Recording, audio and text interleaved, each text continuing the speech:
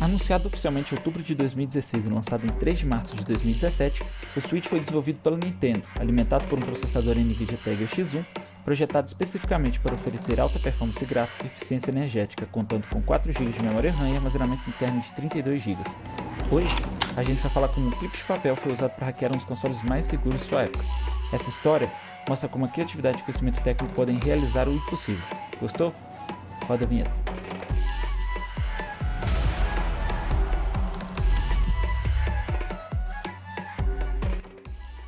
Ai, meu, não aguento mais gravar esse vídeo de novo. Fala galera, Vitor aqui. Hoje tem uma história legal demais para contar para vocês. Como é que um clipe de papel e algumas mentes brilhantes conseguiram quebrar a segurança de um console que era considerado extremamente seguro até aquela época. Fechou? Bom, antes da gente começar esse vídeo, uma palavrinha do nosso patrocinador. Bem que podia ter um patrocinador, né, velho? Bom, o patrocinador desse vídeo, gente, sou eu. E esses vídeos dão um trabalho desgramado pra fazer, tá? Dão um trabalho demais. Então, pô, ajuda eu aí. Não tô aqui pra ficar rico nem famoso, ó. Já desisti de fazer isso há muito tempo. Eu tô aqui pelos inscritos, pelos comentários e pelos likes no vídeo. Pô, eu adoro trocar ideia com vocês, então vão lá. Se inscreve, compartilha, comenta no vídeo. Afinal de contas, pô, trabalhar desse eu mereço, né não, galera? Ajuda aí, fortalece eu. Vamos lá. Mesmo 10 meses depois de ter sido lançado, o Nintendo Switch ainda não tinha sua segurança quebrada, ou seja, ele estava intacto e os pesquisadores de segurança não conseguiram quebrar os mecanismos de proteção daquele console, tá? Mas por que eles têm um mecanismo de proteção, Vitor? É um videogame. Vamos lá, gente. Quando uma fabricante lança um videogame, ela ganha dinheiro na venda de jogos e não só na venda do console, tá? Muitas vezes eles vendem o console por menos do que ele custa para fabricar. Por quê? Porque eles ganham dinheiro na hora que um jogo é vendido. Por isso que jogo de videogame é caro, tá? E aí, a fabricante ela vai querer fazer de tudo para impedir que pesquisadores de segurança e hackers consigam quebrar a segurança daquele videogame, porque isso abre a porta para pirataria. Então, todo videogame só roda código assinado, ou seja, ele é bloqueado de fábrica. O que é isso, Vitor? Um código assinado. Código assinado, gente, é o seguinte. Quando a Nintendo, por exemplo, lança um videogame, ela cria uma chave de criptografia que só ela tem. E toda vez que um desenvolvedor cria um jogo novo, ele manda esse jogo para a Nintendo, ela vai utilizar essa chave que ela tem, que provavelmente nunca vai ser disponibilizado para o público, e aí esse jogo se torna assinado. E caso uma letra que seja naquele código seja modificada, o videogame não vai mais rodar aquele jogo, porque a assinatura dele deixou de ser válida. Então é assim que funciona. Fechou? E aí a gente tem que entender algumas coisas antes. Vamos lá, galera. O Nintendo Switch, ao contrário da maioria dos consoles que a gente tem hoje, como o Xbox e o PlayStation, ele utiliza um chip que já é disponível para o público, que é o Tegra X1 da NVIDIA. Você consegue comprar um computadorzinho com esse chip. Já a Xbox e a Sony, eles utilizam um conceito um pouquinho diferente. Eles vão até as fabricantes de chips, no caso a AMD, e falam com a AMD, eu quero um chip customizado que só vai ter para mim. Isso dificulta muito a vida do pesquisador de segurança, já que ele não consegue comprar um chip desse em uma plataforma ou um computador já existente funcional. Fechou? E aí a gente precisa entender o seguinte: sempre que um videogame é lançado, começa uma corrida de gato e rato entre a fabricante e os pesquisadores de segurança. Por quê? Os pesquisadores de segurança, numa batalha meio que de orgulho, querem descobrir quem vai ser o primeiro a quebrar a segurança daquele videogame. Isso aconteceu com o Nintendo Switch, mais ou menos 10 meses depois dele ser lançado. Fechou? Agora a gente vai conversar como que eles usaram um clipe de papel e muita inteligência para quebrar a segurança desse videogame. Bom, agora a gente vai entender como um clipe de papel e algumas mentes brilhantes foram responsáveis por quebrar a segurança de uma empresa de milhões de dólares. Vamos lá, como é que funcionava isso? Quando um videogame é iniciado, entra em ação uma coisa muito legal chamada de boot ROM. O que é isso? Ela é como se fosse um supervisor. Ela entra em ação assim que o videogame é inicializado e ela vai garantir que todos os códigos que aquele videogame vai rodar. O Windows dele dá para entender de certa forma se ele não foi modificado de forma alguma e se aquele código é também assinado pela fabricante, no nosso caso a Nintendo. Bom, a boot ROM, e isso vai ser muito importante lá para o futuro, pessoal, ela não pode ser modificada. Ou seja, uma vez que ela saiu daquele jeito de fábrica naquele processador, a fabricante não consegue mais modificar isso, nem com atualização de software. Isso vai ser importante lá na frente para a gente entender o que acontece, tá? Mas, quando o videogame inicia, a boot ROM ela vai verificar várias coisas. Uma delas é se uma sequência específica de teclas foi apertada. Se ela tiver, uma coisa vai acontecer. O videogame vai entrar num modo de recuperação. O que é isso? O modo de recuperação é uma forma que a fabricante tem de formatar o seu console. Por quê? Às vezes, durante a atualização de software ou no uso normal, o videogame pode bricar, ou seja, ele pode corromper o seu software e ele não vai funcionar mais. Então, você leva o seu videogame até uma autorizada, a autorizada vai utilizar uma ferramenta muito específica que é fornecida pelo fabricante, que vai colocar o videogame no modo de recuperação.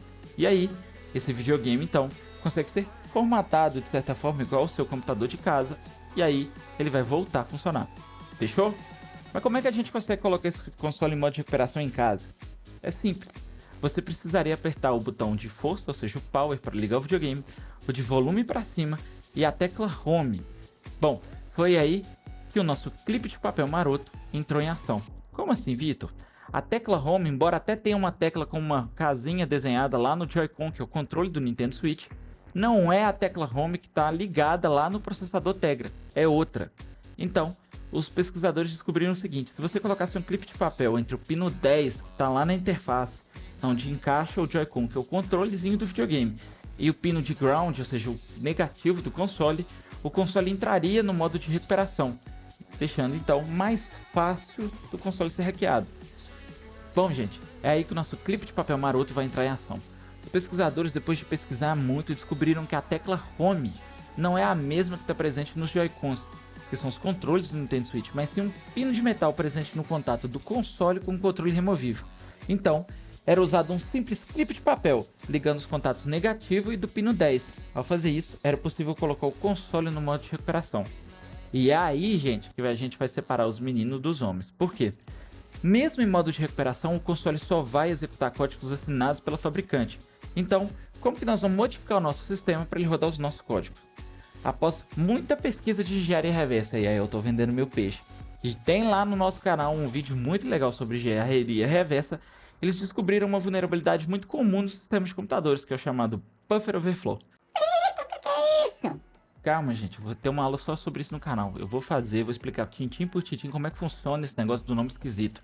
Mas aqui eu vou falar de uma maneira mais porca, para que todo mundo consiga entender e fique fácil para a gente acompanhar esse vídeo. Fechou?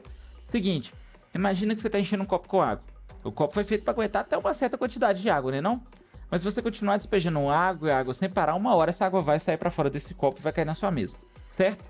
Agora, imagina que na mesa onde cai essa água existem vários botões importantes, como por exemplo o botão de ligar o seu computador. Se a água acabar batendo nesse botão, o seu computador uma hora ou outra vai ligar. Por quê? Vai fechar curto e vai ligar. Vai acontecer alguma coisa parecida nos computadores, tá? A gente tem uma coisa que chama-se memória, ela guarda vários dados, inclusive o que o seu computador tem que fazer e o que você digitou nele. Bom, quando o programa espera receber uma quantidade certa de dados, como por exemplo o copo com água, e recebe mais do que deveria, esses dados transbordam para áreas de memória que não deveriam. Fechou? E isso pode controlar o que o nosso computador deveria fazer. Bom, os hackers usaram essa técnica para enganar o console. Eles fizeram o transbordamento proposital e substituíram os comandos que estavam presentes lá na memória com instruções próprias. Isso a gente chama de payload, que é esse pedaço de código que tem um monte de coisa que é calculado precisamente, e fizeram então com que o computador executasse códigos que não deviam. Tá aí então, a segurança do Nintendo Switch foi quebrada. Bom, na nossa analogia é como se eles usassem um excesso de água para apertar os botões certos. Então, assumiram o controle do console. É um truque brilhante. Os caras são inteligentes, né não, bicho? Putz grila. Bom, é assim que funciona e é assim que o Nintendo Switch foi desbloqueado. Eles então lançaram uma ferramenta que você poderia imprimir em 3D, que era muito simples, e você colocava um clipe de papel dentro dela. Ela encaixava no lugar do nosso controle e fechava curto nos pinos certos, fazendo o console entrar em modo de recuperação. Depois, você executava um programinha. E o que esse programa fazia? Ele injetava esse payload, que era esse código que tinha o tamanho certinho, e ele tomava conta do console. Aí a Nintendo se lascou. Por quê? Esse código, esse payload, utiliza um exploit, que a gente chama, que não pode ser modificado pela fabricante. Lembra que eu expliquei lá no começo do nosso vídeo que o que está na boot ROM não pode ser modificado? Fechou. A partir disso, todos os Nintendo Switch lançados até aquela época poderiam ser desbloqueados com extrema facilidade. A Nintendo até então depois tentou modificar isso, mas no final das contas bastava uma atualização de software desse novo exploit e o negócio ia funcionar de novo. Fechou? Então é assim, gente. Percebam que inteligência é a chave do negócio. É estudar, é entender como as coisas funcionam. Você não precisa de ferramentas caríssimas, você não precisa de osciloscópio, de uma estação de solda. Você só precisa de tempo e boa vontade. Fechou? Vamos lá, galera. Espero que vocês tenham gostado desse vídeo. Eu gravei esse take umas 45 vezes, tá? A gente olha aqui no meu olho. Pelo amor de Deus, se inscreve no canal, que isso dá um trabalho que vocês não têm noção, tá? Espero que vocês tenham gostado dessa historinha. De novo, vai ter aula lá no nosso canal, até para quem não é programador, entender como é que funciona um Buffer Overflow. E para você que é programador, é importante você saber como funciona para você também proteger o seu programa, fechou? Espero que vocês tenham gostado desse conteúdo. Fiquem com Deus. Até a próxima e ó, beijo para vocês. Aleluia! Meu Deus!